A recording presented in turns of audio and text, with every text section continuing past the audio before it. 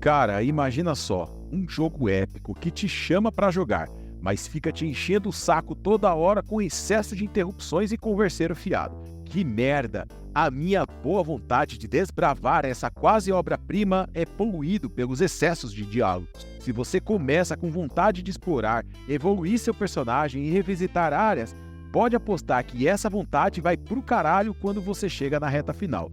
Olha só que baita sacanagem. Tenho que passar por um monte de atos chatos só para chegar onde eu deixei alguma coisa para trás. Revoltante, né? Um jogo tão bom, tão grandioso e os caras complicam tanto assim. Pensa só, se até para jogar a campanha o negócio é um parto, imagina para quem quer fazer 100%. Todo jogo precisa de um ritmo, e esse é justamente o gargalo que comprometeu o que poderia ser uma das maiores obras-primas dos indies.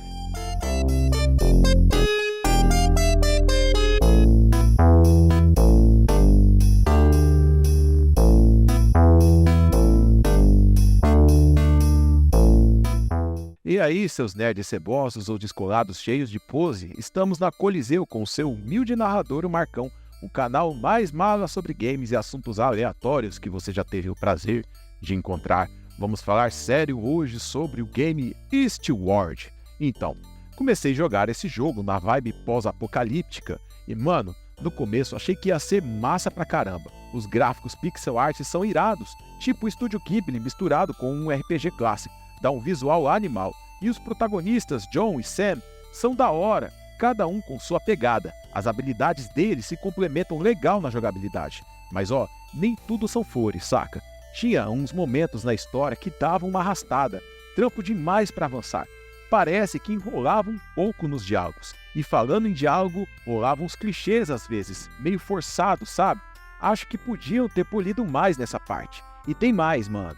Além da história principal, o jogo tem um esquema chamado Earthborn, um JRPG roguelite integrado, massa demais para dar uma variada na jogatina. E as batalhas contra os chefes e mini-bosses, puta que pariu, ali sim a coisa fica tensa. Tem que botar a cachola para funcionar e usar as habilidades dos dois personagens direito.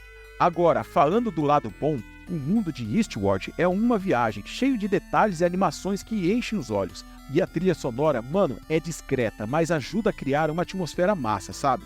Combinada com a estética visual única, dá um clima da hora na jogatina. Mas, véi, voltando aos perrengues, a falta de legendas em português é osso. Os caras bem que podiam ter pensado nisso, né? E essa parada de ter que engolir diálogos toda hora pra voltar nas áreas que já passou é mó chato. Devia ter um jeito mais tranquilo de fazer isso. E no final das contas, depois que manda o chefão pro quinto dos infernos, dá uma sensação meio estranha. Parece que podiam ter mais coisa legal pra fazer depois, saca? Enfim, Eastward é um jogo da hora, mas com uns perrengues que atrapalham um pouco a experiência. Se os caras dessem uma moral com a tradução, seria ainda mais da hora de jogar essa parada. Vamos à avaliação desse jogo. Enquanto eu vou tagarelando, o layout vai subindo aí na tela. Se você quiser entender com mais detalhes como essa avaliação é feita, um card vai aparecer aí no canto superior da tela. Então, bora passar a canetada nesse jogo. Pô, falando sério, Eastward tem uns trunfos bem massa e uns problemas daqueles que dão até vontade de largar o controle na parede, saca? Primeiro, saca só as mecânicas desse bagulho. A movimentação é maneira, fluida, mas tem umas partes que travam um pouco. Os inimigos são da hora, dão um desafio legal, mas os puzzles nem vou falar muito, só digo que tem uns que dão vontade de arrancar os cabelos. A câmera às vezes te deixa na mão, mano. Fica difícil enxergar o que tá rolando. E a estrutura do jogo, véi? Tem uns objetivos principais que são legais, mas os opcionais deixam a desejar. E a exploração é meio capenga, fala sério. Não dá aquela sensação de liberdade total, você fica meio preso numas partes. Agora, o conteúdo é onde Eastward brilha.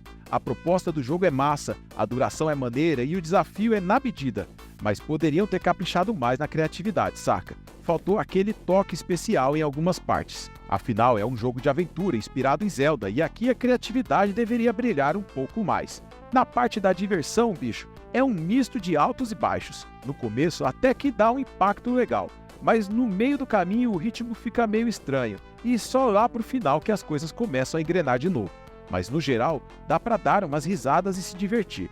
Os gráficos e o som, olha, tem muito a melhorar. E o desempenho deixa a desejar, e o design dos cenários e personagens podia ser mais caprichado.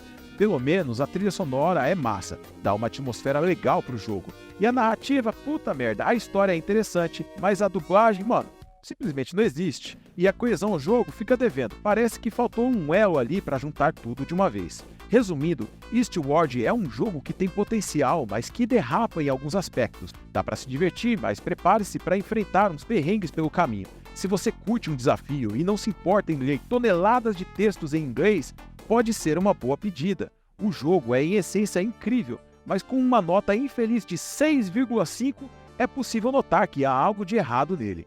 Pois para um jogo de aventura muito inspirado em Zelda clássico, é muito pouco. É uma pena, né? Esse jogo tinha tudo para ser da hora, mas essas regras chatas e a obsessão pela narrativa acabaram cagando a experiência. Imagina só, recebeu uma nota até razoável, mas podia estar voando alto, quase batendo na casa dos 9.0.